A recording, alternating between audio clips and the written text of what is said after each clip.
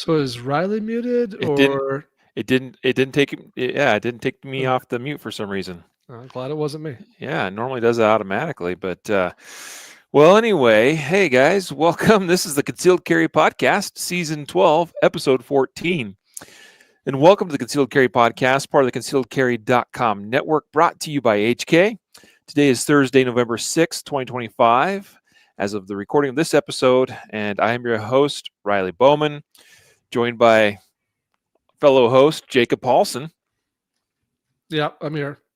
He's here. He's so thrilled to be here, too. Can you see it in his face and hear it in his voice?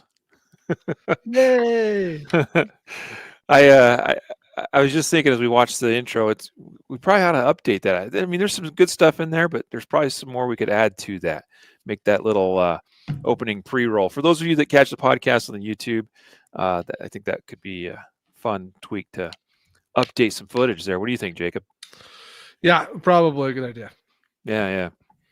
Well, today we're excited to be with you to actually talk about red dots on carry guns. Are they worth it? Lots to discuss. We've got some big news to share on the podcast today as well. Those of you that have been following our social media accounts recently, some of you may even be almost tired of seeing the content for, like a week or so now. It's been like all about red dots and optics on pistols, and we're going to talk about it some more. I promise you that's going to come, to an end here before too long. But we got some important stuff we got to get through first. I don't know. What do you want to share first, Jacob?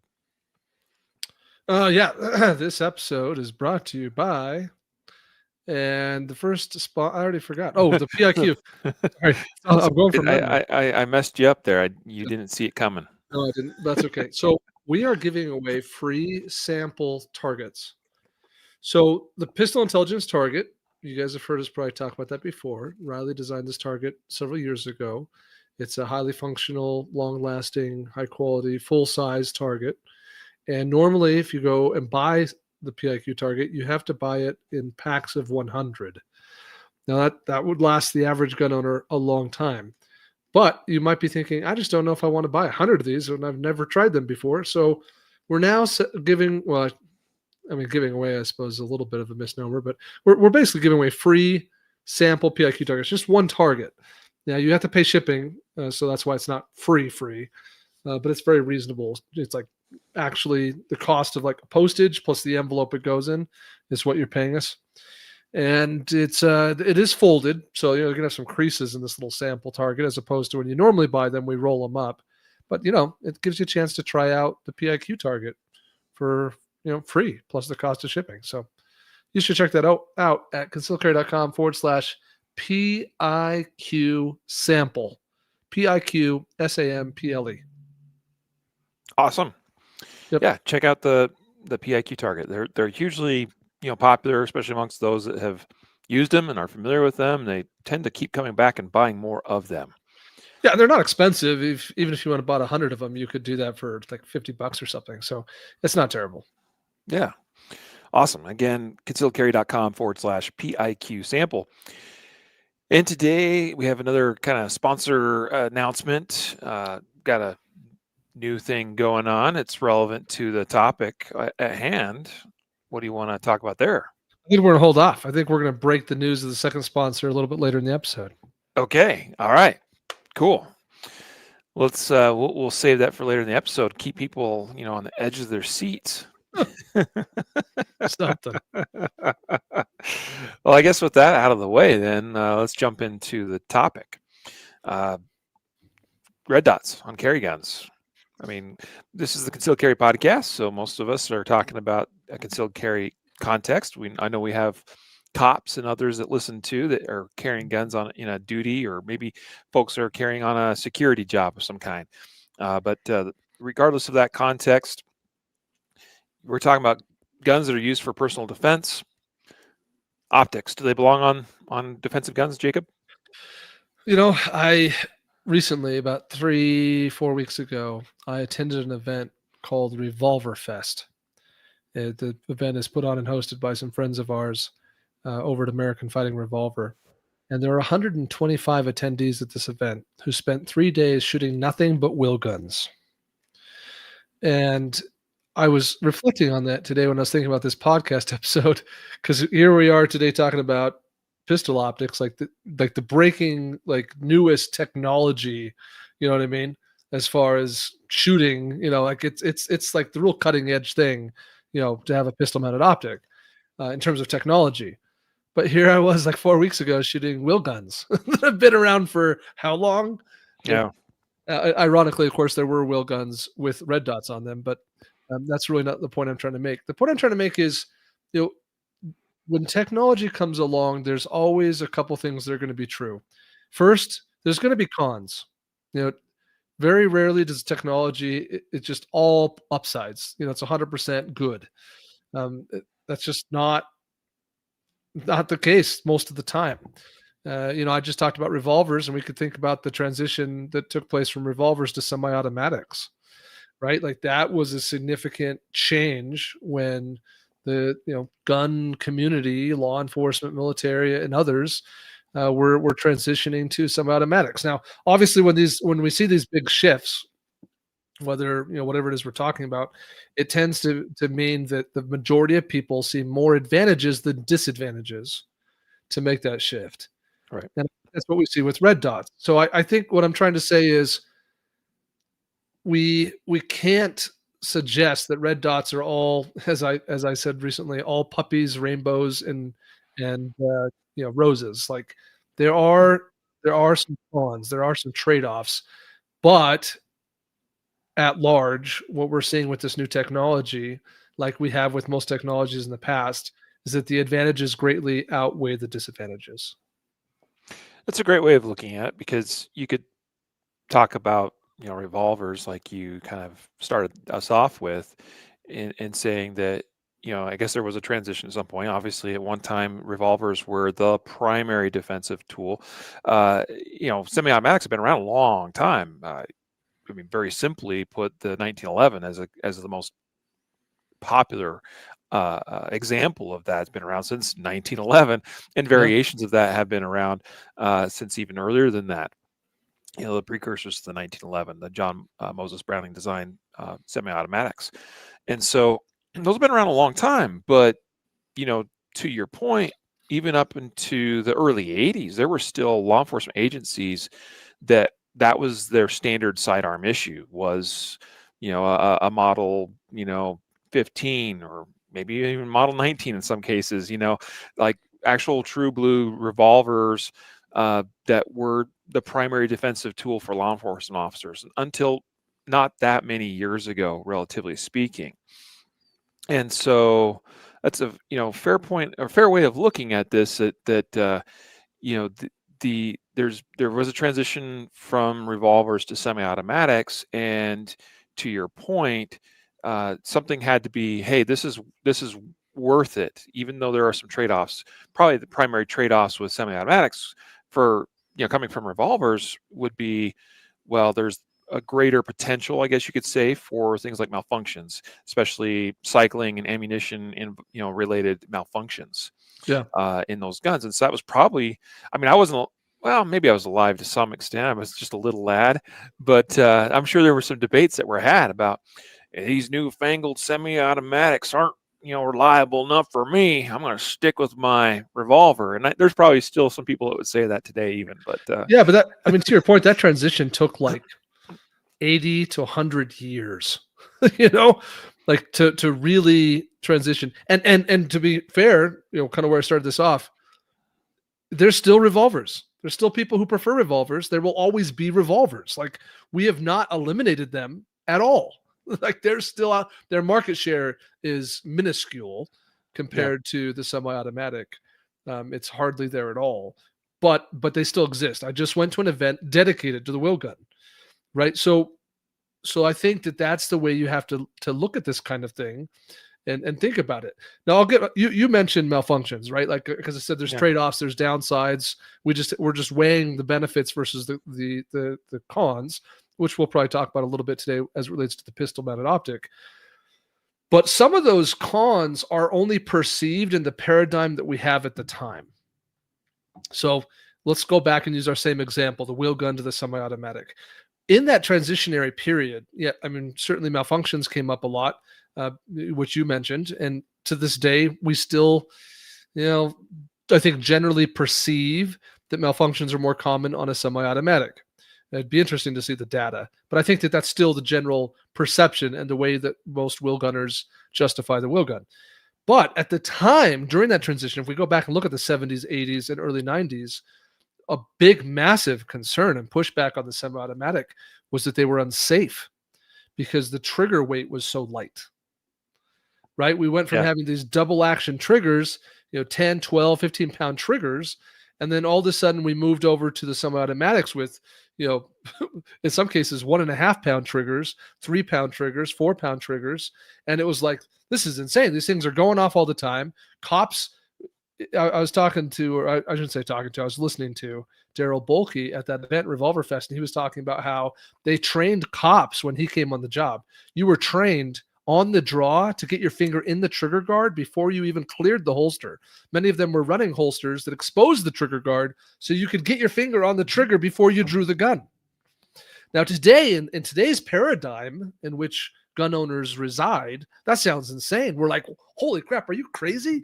Like, you would never put your finger on the trigger, while you're still in the holster. That's nutty, man. That's so unsafe. Like, I can't even believe you'd say that out loud. How irresponsible of you. But that was the paradigm around the tool that was used all those years. I was just going to add to what you're explaining, just for those where this is the first time they're hearing something like this. I've got, and it's not hard to find. There's dozens and dozens and dozens of examples. I've got photographic evidence of duty holsters from the era that you're referencing, Jacob, that are designed with trigger guard exposed. Yeah. So, yeah, and in many cases, the revolver also couldn't rotate if the holster was shaped properly to the cylinder of the revolver. Then you couldn't fire it in the holster. But it still sounds crazy to us that just immediately clearing the holster that you could have your finger on your trigger. But in an era where you're running 12-pound triggers, that might have been reasonable because you could start to roll through that trigger and then change your mind. And halfway through and be like, oh no, cool, we don't have to shoot this dude. So at that time, in the paradigm that existed, because of the best practices that were crafted around the tool at the time, which was the revolver, people tried to apply the same paradigm to the semi-automatic. Yeah. And that's why we started having these issues of, oh, it's an unsafe gun. And I think we see some of that too with the red dot, where we in my opinion, the majority, I don't know if I can say majority, a large percentage of shooters who have adopted carry optics, pistol-mounted optics, are still utilizing them the way they did iron sights.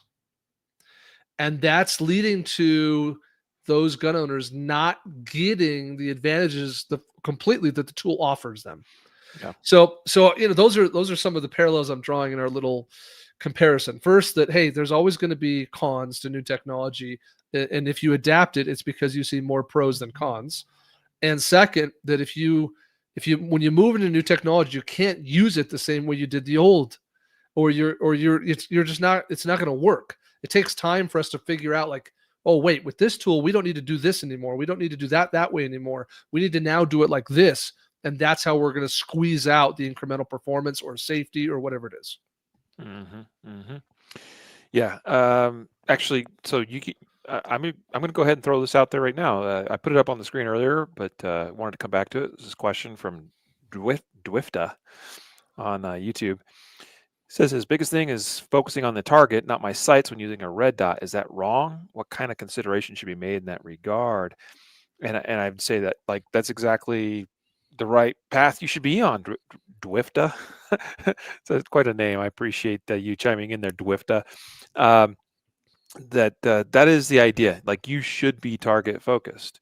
And to what you're explaining, Jacob, that people maybe try to use the current tool, meaning this modern technology of the red dot, the same way they are used to using things like iron sights, meaning where we've been taught since I was a kid, and for decades now, the mantra has been front sight focus, front sight focus, front sight focus.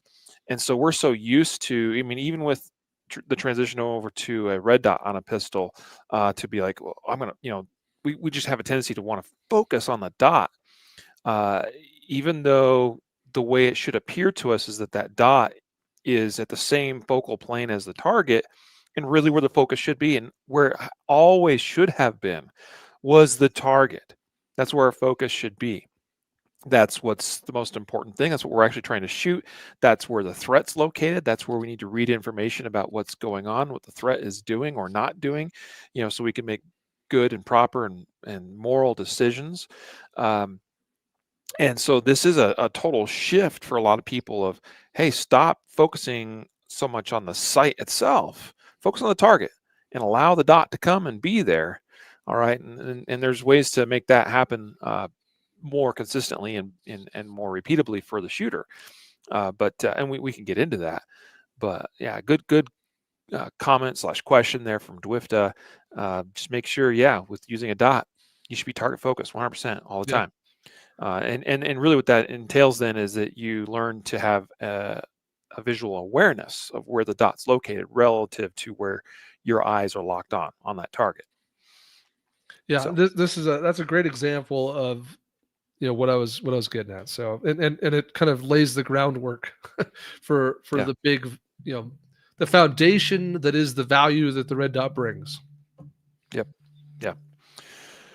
Yeah. So all of that context, I suppose, what are we trying to get at here today, Jacob? Well, I think the first thing to understand is that despite me saying that, there's a large number of people out there who are going to say, great, like in theory, Jacob's right, but I don't see the benefits outweighing the cons. Mm-hmm. Right? Like, Jacob's not wrong, and because it's just obvious, like super obvious and common sense that when the advantages outweigh the disadvantages, you adapt and you change, right? Mm-hmm. So to whatever the thing is. So got it. Are there enough of those? Yeah, to give you an example, like if we were to have this conversation 10 years ago, right? You could probably only list one, maybe two miniaturized red dot sites, as they're sometimes also referred to as being reliable enough for this purpose of this topic that we're discussing today. Yeah. And even that reliability could have been a little debated. Yeah, but really, we're talking like in that conversation, real short on that short list is the Trijicon RMR, which has been kind of the gold standard for quite a long time now. Yeah, commercially available in the U.S. Yeah. Yeah, that was pretty much it. And now today, this conversation is very different. We have a lot of options that are really solid options, that are reliable, that are robust, that are durable, that are that you can rely upon. Well, and in 10 years we're gonna have more, and because it's always if something is reliable or robust is an unknown quantity when it hits the marketplace, right? Mm-hmm. So we have optics right now that are in the infant stage of data. Mm-hmm. Right. But we received an email at the podcast email this last week from somebody who was asking about a very specific brand of optic. And they said, hey, I've heard you guys talk about these. I bought such and such brand of optic. I haven't heard a lot about it. What do you think? And that was my response. It's sort of like, well, indicators as of right now are all good, but it's too early to know. Yeah. And because I'm not the guinea pig. I don't have some like battle testing protocol that I can use to go put a bunch of, I don't have the money either to go beat up a bunch of product. So I, like most, am going to like quietly observe the community, rely on the heavy users like law enforcement and the military to provide the data to say, yeah, this is proving to be really good. So that's my point, is that today, you have a lot of products that are pretty well tested, battle tested for lack of a better word. And then you have a whole bunch more that look pretty good, but the jury's still out a little bit. Mm-hmm. Absolutely. And that'll always be the case, just ongoing development of product.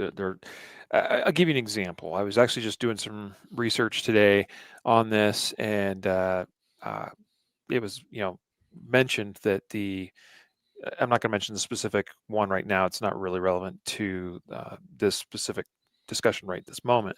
But there was a brand that, in a specific optic from that brand, that somebody had provided some data on, that they had done some testing, and 3 different samples of that very optic. So 3 different individual units, and it's not this one, I'm just holding one up as an example, that they had in, all failed in around 500 rounds or so.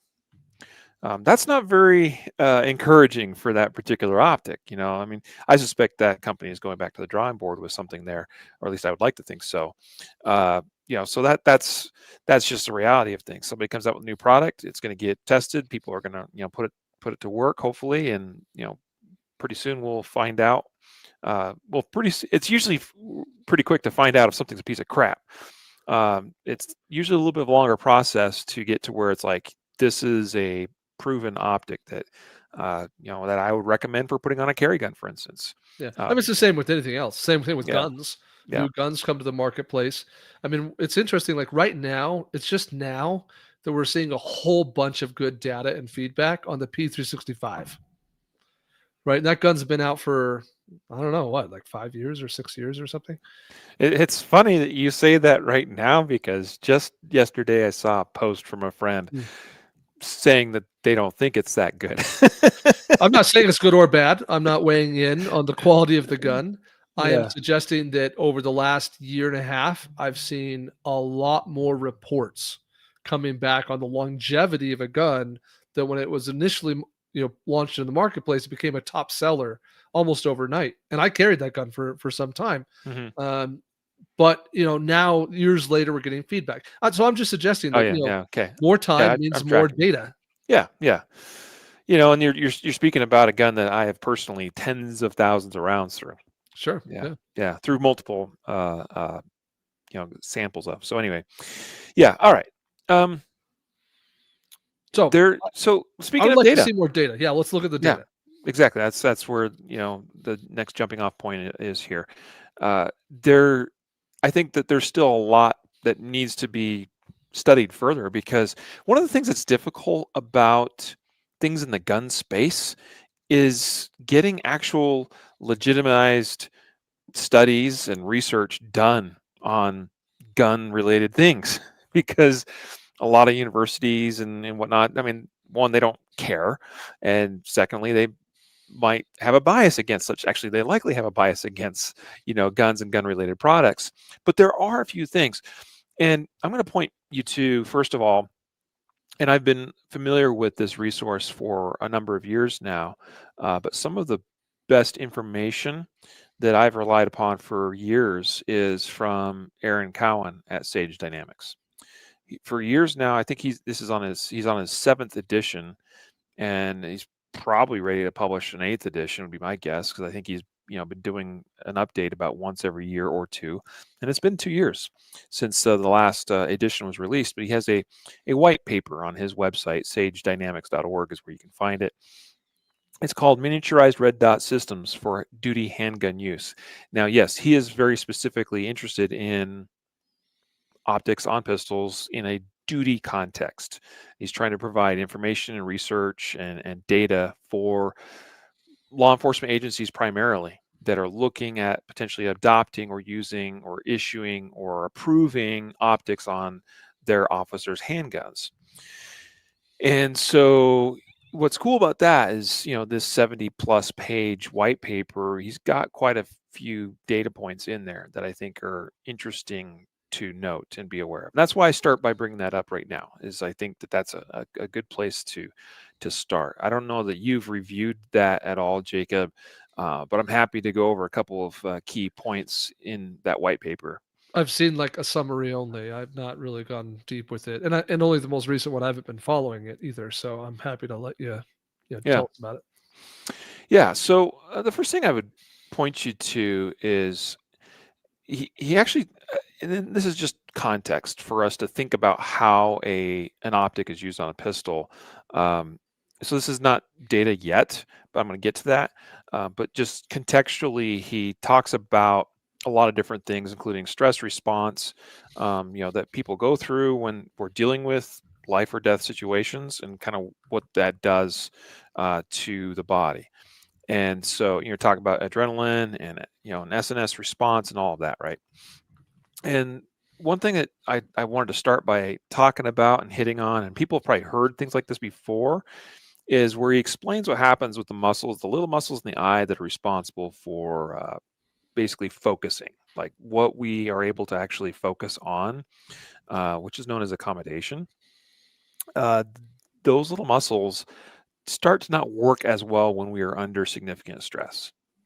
And so the major takeaway from that is that the ability, and it's not a guaranteed thing, it's going to depend on the type of stress response. It's going to depend on how sudden, for instance, something happens. Like if we are truly shocked or surprised, that's one thing compared to a situation that develops a little more gradually, to where we're able to stay more in like a decision making, kind of mindset. Um, but if we have a sudden adrenaline dump or SNS system in our body activates, then what happens is the ability to, or what can happen is the ability to focus at objects that are close to us. It degrades Mm. sometimes significantly, and so I'm just providing that context because that's interesting to think about. Because for those people that are like, well, iron sights are the way for me. I've tried red dots. I don't like them. I've been using iron sights for 40 years and, I'm just going to stick with what I know. And it's like, that's cool. More power to you. Although it is possible that in a situation where you need to rely upon iron sights, particularly if you are using them in the traditional sense of front sight focus, you may not actually physically be able to focus on your front sight when you're under stress. And so that just reinforces the idea that target focus, which is what humans have been doing for millennia, is, when faced with a threat, our body is wired to want to focus on the threat, because that is like the thing that is of utmost importance in the moment, is what this thing or person or animal or creature or whatever it is trying to do to me, and what do I need to do to try to survive, typically in the context of how do I stop this, right? And so target focus is really the way, and not just because it's superior, but because that's the way our bodies are actually wired to work. So, Yeah. you know, I'm just thinking that's highly relevant, right? Like, because we're talking here, do pistol mounted optics bring enough advantages to overcome the disadvantages? And we've kind of been dancing around those. But here's one that's very specific. Like, my ability to focus, especially when under stress or duress, is challenged at the plane that the gun sights would be. yep, So being target focused is going to be more natural, more instinctive, and I'm going to be more capable of that. And so therefore, I'll be able to aim more efficiently or effectively or at all with the optic. yeah, yeah. So now let's go ahead and actually look at some data. And I'm going to jump to, and this has been published elsewhere, but I'm glad that Aaron includes this in his white paper. Back in 2011, Norwich University conducted a range study. I'm quoting from the paper right now, comparing the Trijicon RMR to traditional iron sights. Now, keep in mind, why specifically that optic? Well, because in 2011, it was pretty That much was the optic. the optic that you could use for this. It wasn't the only, but it was primarily the one that was considered to be strong and robust enough for the these kinds of purposes. So the goal of the study, it says, was to identify an advantage in accuracy, if any, of the RMR, or we could just replace that with red dots or pistol optic, over traditional iron sights. Okay, so the results from this are actually quite stunning. They put these individuals, they were all university students, and by the way, some of them had prior firearms and or hunting experience, and some didn't have much experience, if any at all. And what's interesting is, and I'll come back to that, is the results, regardless of their level of experience, there's some interesting takeaways from that that's mentioned later in the study. But they put them through 4 different stages of fire. Let me describe those for you, because these address, even though it's, this was a study and they've got to do it in a Controlled manner. controlled way. Exactly, right? So we got to control some variables. But I think they did a pretty good job of accommodating for maybe further away, more accuracy based shooting, to closer up, in your face, fast engagements, to things that are in between that. And so let me explain what these 4 shooting stages were that these students fired. So the first one was that they just had to shoot 15 yards, slow fire, 10 rounds, untimed. So no pressure, no stress. I mean, reasonably so. So just 15 yards, take as much time as you need to get 10 rounds on target. That was the stage 1. Stage 2. Now it's 5 yards. That's relatively close. So we could say that 5 yards is a very reasonable self-defense type distance. I mean, that's about the length of a typical, room in a house, right? Sure. So 5-yard rapid engagement, starting from center chest retention hold position, it says, and upon a signal from a pro timer or a shot timer, engage the target and fire 2 shots. The times were recorded for each shot, and this was repeated 9 more times. And they did a total of 20 shots. So they did this 10 times of where they basically at 5 yards just from a high ready type position or a close retention position, just present out and fire 2 shots. Okay. Stage 3, 10-yard rapid engagement. So now again, a little bit more of an intermediate distance. And stage 3 is the same as stage 2, except the distance was just further. Okay. And they repeated it half as many times. So they only did 5 times of that for a total of 10 shots. But it was the same idea. On the beep of the timer, present out, fire two rounds at the 10-yard target. And then stage 4 was a 10-yard rapid engagement with multiple targets now. Rapid fire, okay, and these were also at 10 yards. They had to shoot 2 different targets that were spaced about 6 feet apart. They did it for a total of 6 times, 2 shots each time. So I think it was 1 shot on one target, 1 shot on the other target for a total of 12 shots. So that's your 4 stages, okay? So we do have further away accuracy-based slow fire. We've got up close rapid fire. We've got stuff that's in between, including also transitions now between targets. That's the 4 stages.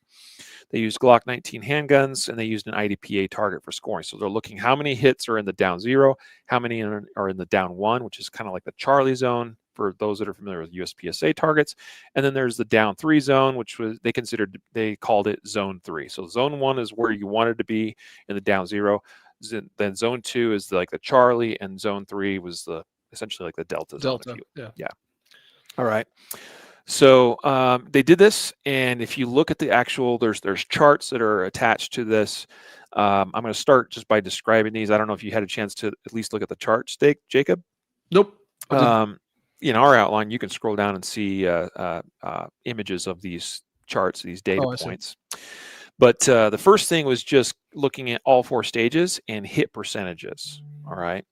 So stage 1, again, it was the slow fire on far target. And hit percentage, and to be clear, when they say a hit, it's anywhere on the target. Okay, so this is not counting it's in the down 0 or the zone 1, for instance. This is just they got a hit on the target. Okay, hit percentage for that first stage was nearly 100%. It's like 90-something percent, 97% thereabouts for those using the red dot. For iron sights, hit percentage was down to 70-something percent. Yeah, 78 maybe. Yeah, something like that. Yeah, I have the specific numbers somewhere. I could pull them up. But yeah. Just for sake of time, I'm just going to give you the rough, whereabouts they were. For the second stage, that's the close-up 5 rounds rapid fire. Hit percentage with the red dot was like 100%. And hit rate for iron sights only was also pretty good. It was like 90-something percent. Okay, but it's still less than with the red dot. Then the zone 3, which is the 10-yard rapid fire, hit percentage for red dots was like 95%, and for iron sights was more like low 80%.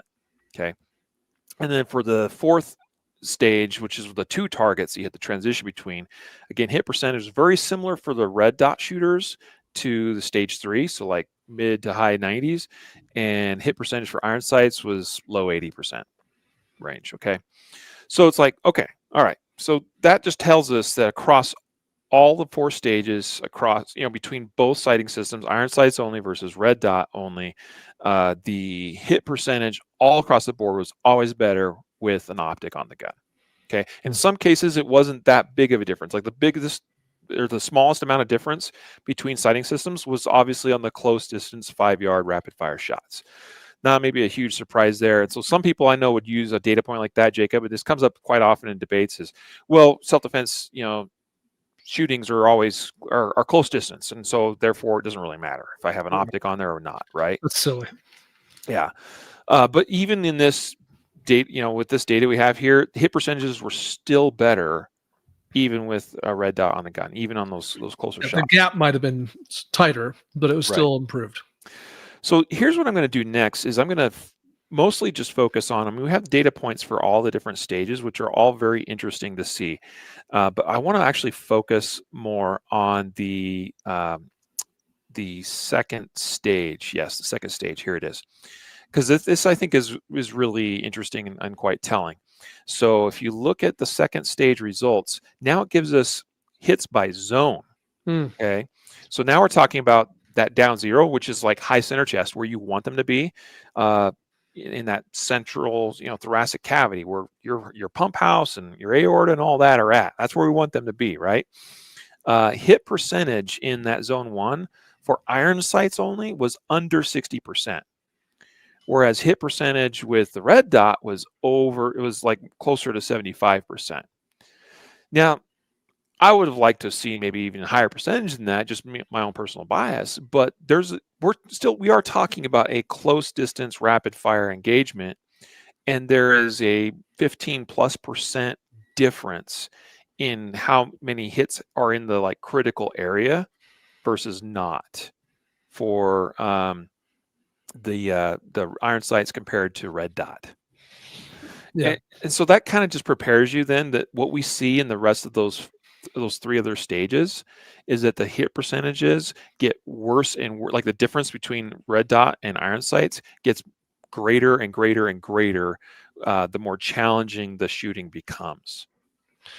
And these were pretty good size sample groups, and both groups had comparable number of people who had past experience with firearms and those who had no experience with firearms.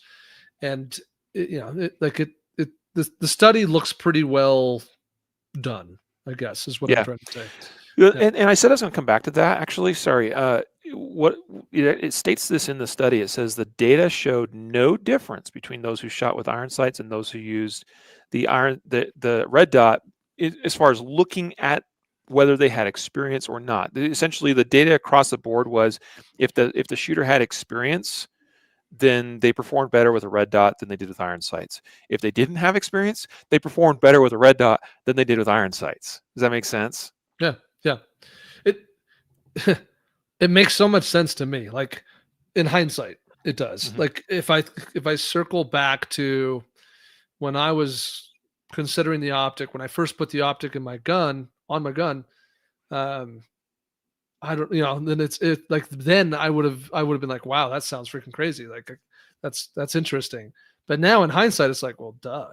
Like it's so much easier to perform. It really is. Yeah, I'm going back to my car thing again, but it really is the equivalent of driving the automatic transmission versus a stick shift. Like it is that much easier.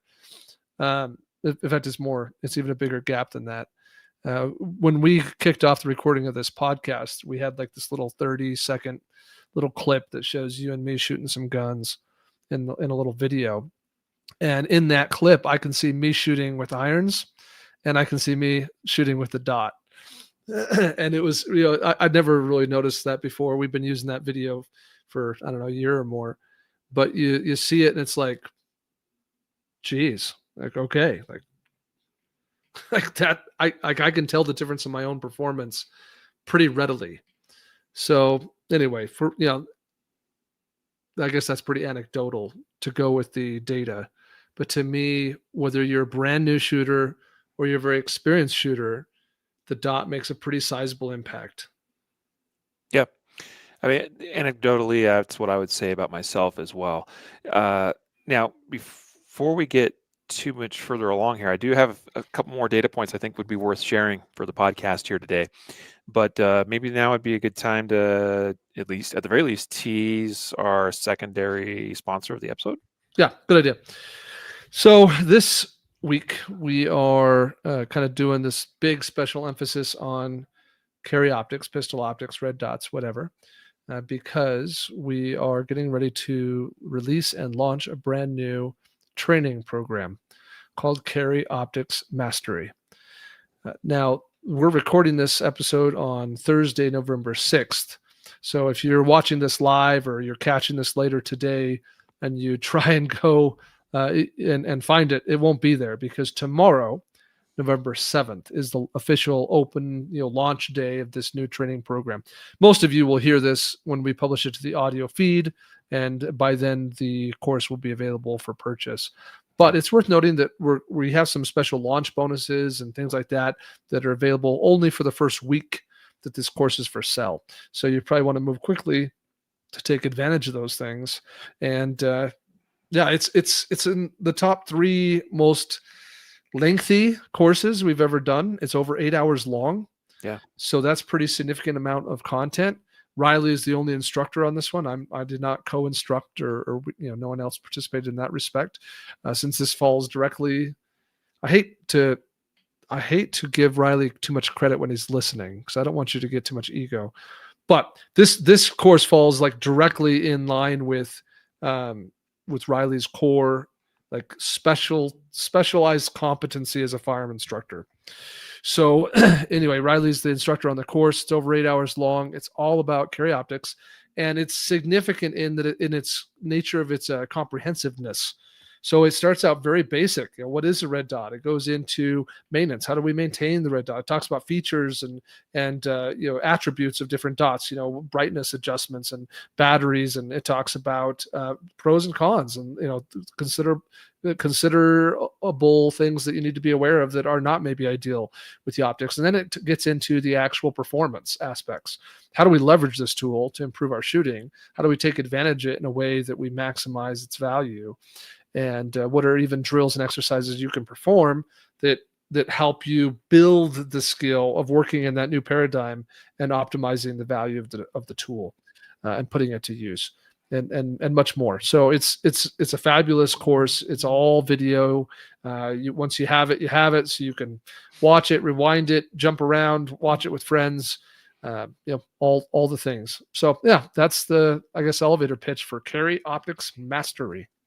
Yeah, worked really hard on this it's actually, we filmed a lot of this summer. Yeah. And since then, been working on it, getting it edited, getting it produced, getting, everything in order to get it ready for launch and release.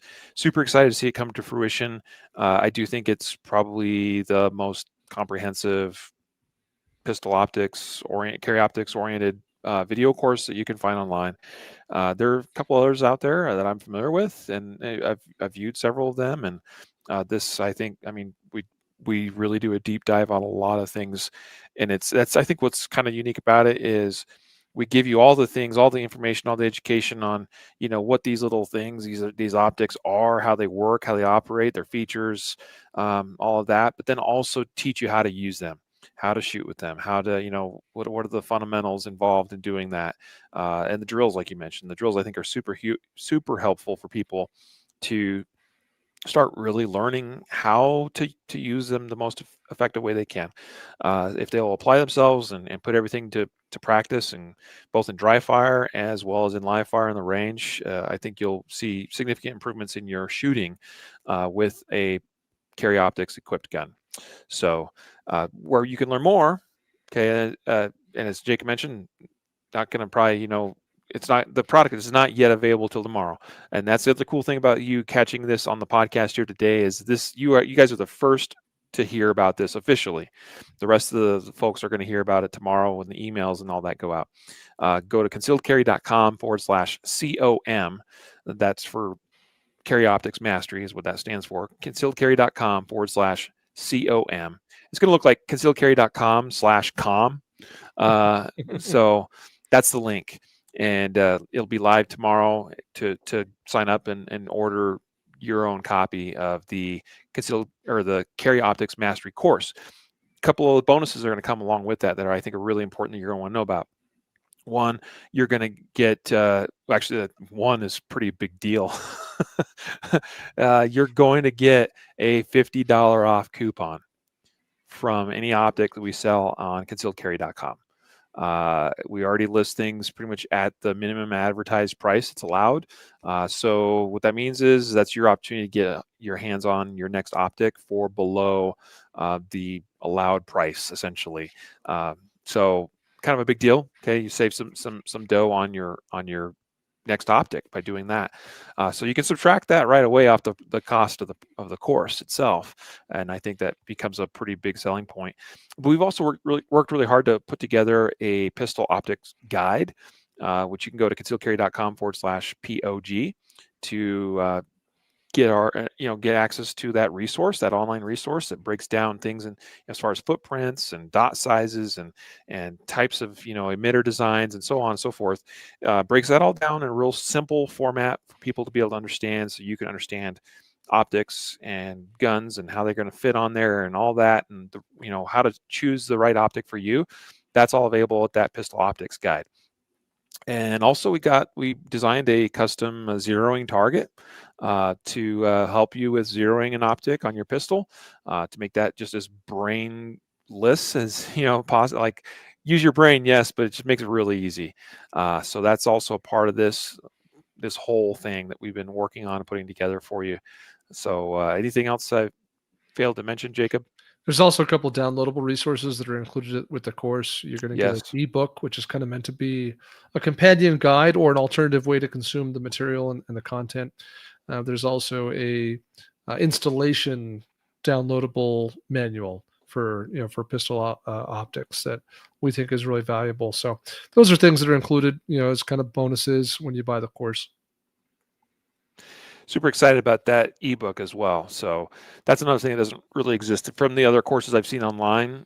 I don't think any of them come with a companion ebook. So super really excited about all of this. So guys, again, concealcarry.com/COM to get your copy to get complete access to all those things, including the bonuses and the $50 coupon, all of that of the Carry Optics Mastery course. All right. Couple more things here while we still have a little bit of time.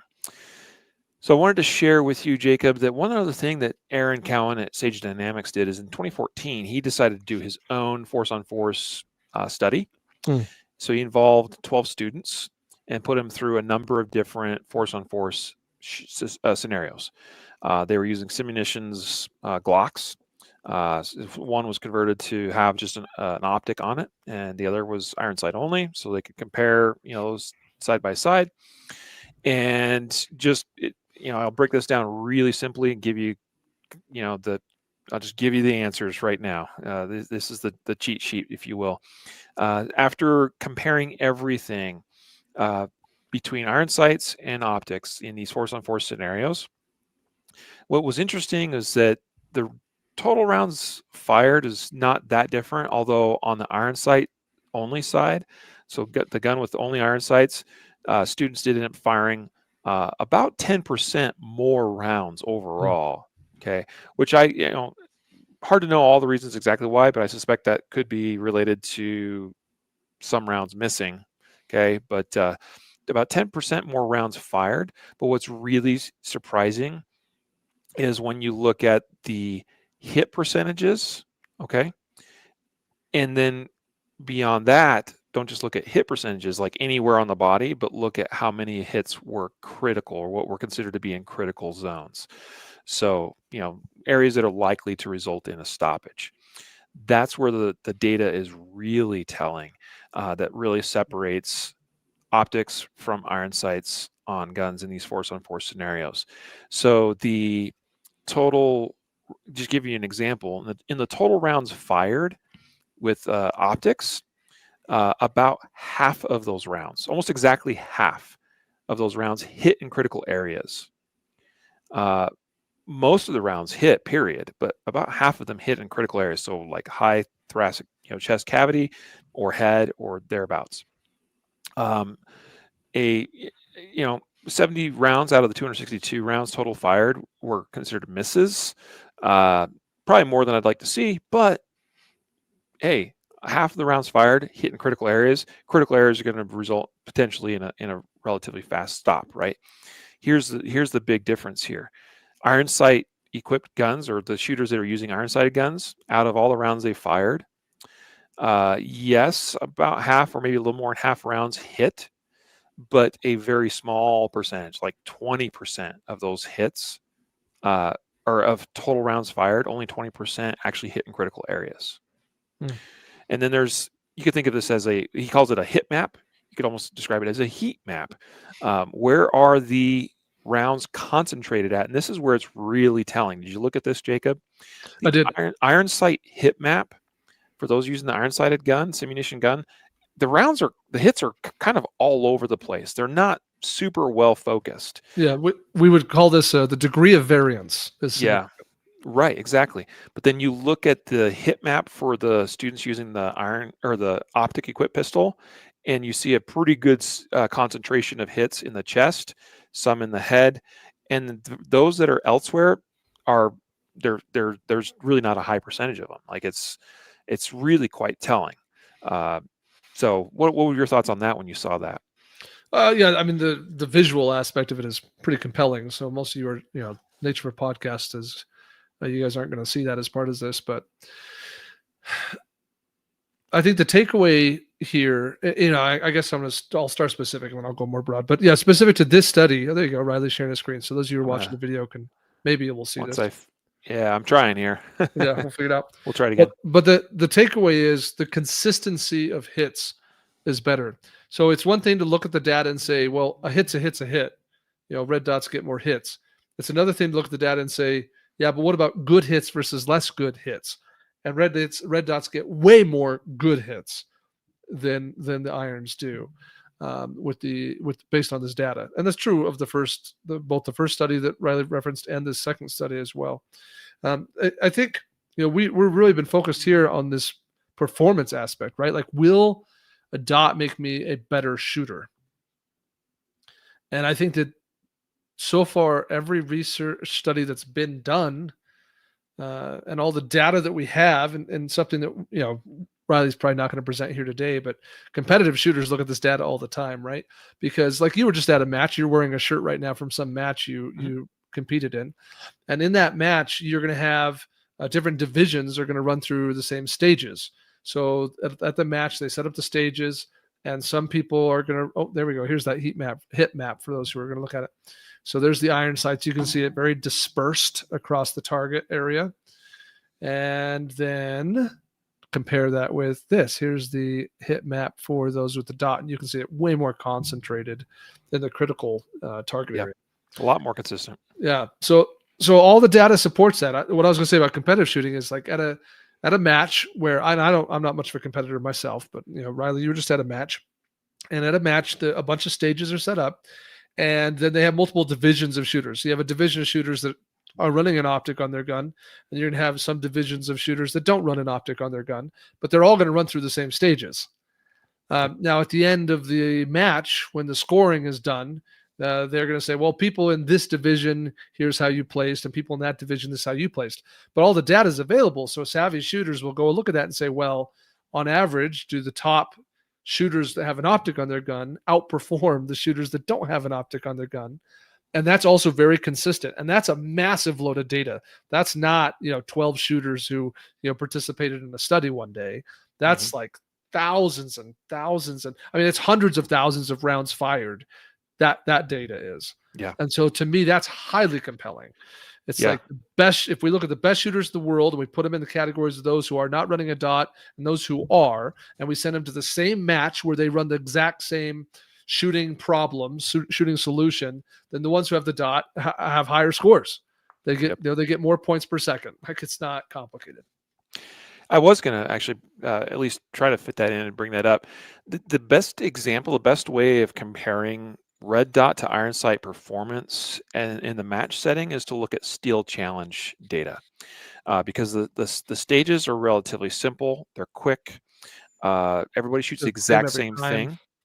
And round count or round capacity in the guns is not really a relevant factor, because in some divisions, in some of the shooting sports, you might have an iron sight division that doesn't compare very well to an optic division, because maybe in the iron sight division you're limited to so many rounds. Like, give you an example, in IPSC, for instance, you're limited to 30 or 15 rounds in a magazine, whereas in limited division, or I should say carry optics in IPSC is 15 rounds, but let's say limited division is, you could have 20, 22, 23 rounds sometimes. So sometimes you get some of those like discrepancies. So still challenge So still reduces the number of challenge, variables. because to shoot each time, you only have to have 5 rounds in the gun, basically, right? And so when we look at the data for steel challenge performance, consistently, this is true across the rifle divisions, rimfire, PCC, optics, or iron sight. All of the pistol divisions, iron sight only, and optics divisions on the pistol side, rimfire or centerfire, consistently across the board at every match, at all the national championships, at the area championships, consistently, the optics equipped divisions are the ones that come out on top. And so that's very telling about the performance advantage of an optic equipped pistol. I did want to share one more thing. We're basically about out of time here, but and all these links, I'll try to make sure are in the show notes. But recently, like back in January, I think it was, there was a report released from National Law Enforcement Firearms Instructors Association. This is called the National Survey, Officer Involved Shootings with Pistol Red Dot Sights, or RDS. Okay, they conducted this over the years 2019 to 2024. They determined that they were going to run this for a longer period of time. Like, they were going to keep data coming in, but part of this was to determine when duty pistols had been widely accepted in the law enforcement community. And they had already decided that they are now becoming widely accepted in the law enforcement community. And so they're like, the purpose of us continuing to run this survey is no longer required. But what they did is they collected some data over those 5 years from officer-involved shootings where the officers were using optics on their guns. And there's a lot of data there you can go look at, and I think it's very interesting. But what I really wanted to share, Jacob, was these are firsthand accounts from respondents of the survey, so those involved in the actual shooting.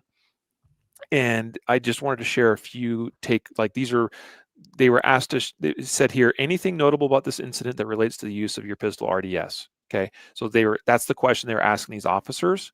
And I just wanted to share a couple of these. Now, these are anecdotal, but I think these are very telling from the perspective of somebody that's actually been faced with a life or death situation that required them to use their gun. So here's a couple of things. An officer, he vividly remembered seeing the red dot on target for each round fired. Okay, there's one.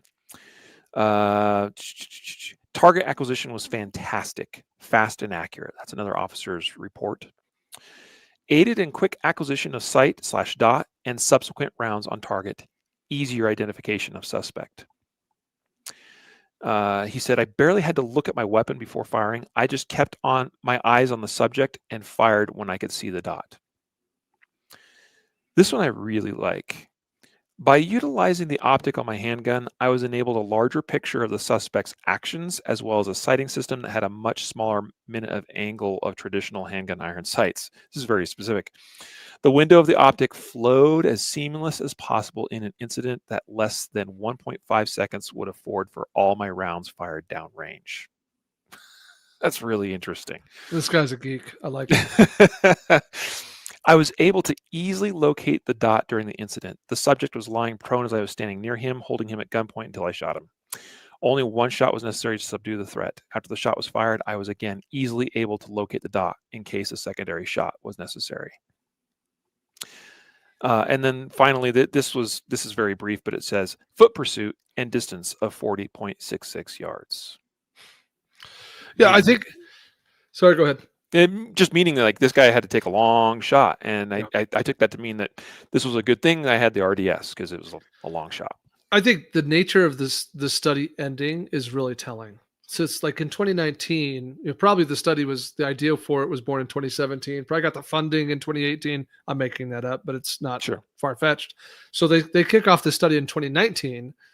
And they're like, hey, we're getting questions, from agencies that are part of our association of law enforcement agencies about, red dots, whether or not they're viable for law enforcement use. So we're going to go do some studies, some research, some data. And only 5 years go by, right? In 2014, they're looking at the marketplace. They're like, this was a waste of time and money, because now that we have gathered enough data to put out the results, the marketplace has left us behind. Everyone already has dots. Like no one waited for us to be able to answer the question. They all just moved forward because the data that was out there was so compelling as to the advantages of the dot. So I guess we'll end the study and we'll put that info out there that supports what everybody's already done without our data anyway. Yeah. A recent article on Police One talked about this, referenced this as well, and basically said, it's clear that law enforcement agencies, not all of them yet, but many of them are adopting this. That red dots are here to stay. The key now is our law enforcement officers, and I'm saying this more broadly, are all of us self-defense minded folks that carry a gun for whatever purpose, using them effectively and to their max potential? And the answer to that is no. We can always do better. And that's partly why we've released this Carry Optics Mastery course, is we want to help you, our audience, our listeners, our followers at concealedcarry.com, to be able to use an optic equipped pistol more effectively. And if you haven't adopted it yet, and we're not here to force you to do that, but hopefully we provided some information today that makes you go, maybe there's something worth at least looking into here. Maybe that's all it is, and that's fine. But if you are also just thinking, or you're on the fence about getting into optics on a pistol, I'd like to think that we could provide something for you to help you in that transition and being able to learn it and using it to its max potential. And that's why the Carry Optics Mastery course exists. Yeah, I mean, maybe someone here is listening to this and saying, I'm just, I'm an old dog who doesn't learn new tricks and, leave me alone, let me do my thing. But if you plan on owning and carrying guns, 2 years from now, 3 years from now, 5 years from now, then it is an inevitability that you're going to put an optic on that gun. And the next gun you buy 5 years from now, 6 years from now, 7 years from now, it's going to come probably with an optic already on the gun. Like you're going to have a hard time in a certain number of years from now, and it's not 10, it's probably less than 10 years. You're going to have a hard time buying a gun that doesn't come with an optic. Yep. So it is an inevitability. The question is, are you going to embrace that now, or are you going to hold out longer for whatever arbitrary reason? Now there are reasons, like that. We did a couple of videos this week. They're on concealedcarry.com. You can go find them, kind of in anticipation of this product launch. And one of them, we talked about cons of red dots. Like, what are the downsides? And for me, the biggest downside by far is cost. You're going to spend money. So I think that that's a reality. That's I don't know if Jacob's the only one that's frozen or if it's me, but Jacob's frozen for me. So, all righty. Well, don't know if we're going to get him back or what. So we are at the point where we got to wrap up the podcast, unfortunately, because I've got a hard stop. So with that, I don't know what happened there. I'm sorry, Jacob, but hey, one more call to action here. Carry Optics Mastery Training Program, concealedcarry.com/COM is the link where you can get it. Hope that you'll at least take a look and consider whether it's a good training program for you or not. Remember all the awesome bonuses that are available, including the $50 coupon off of your next optic purchase at concealedcarry.com. And also the complimentary ebook that goes along with that and everything else. Also a reminder, you can check out the Pistol IQ Target. If you don't have one of those yet or you haven't tried them yet and you'd like to try them, you can get a free sample target at concealedcarry.com/PIQ sample.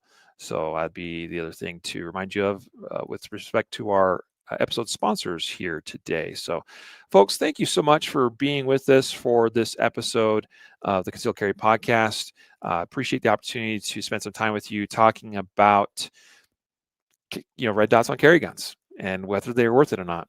We think they are. Now it's up to you to decide whether you think so or not as well. Hey, look, Jacob is hopefully back. We'll try to bring him back in here.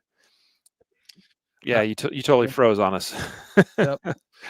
That was super frustrating. I don't even know what I was saying now that I've been yelling at my computer for the last 60 seconds. Well, I was just wrapping it up and giving, one last shout out to our sponsor, links today.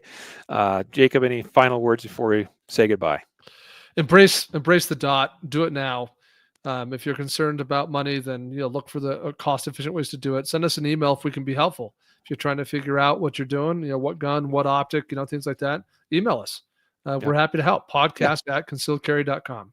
Yep. Our support team is awesome. Jason and the guys are great. And if they don't know something, they forward it to me or Jacob, and we'll definitely help address. So, well, folks, until next time, a reminder to train right, train often, and train safe so you can fight hard, fight fast, and fight true. Take care.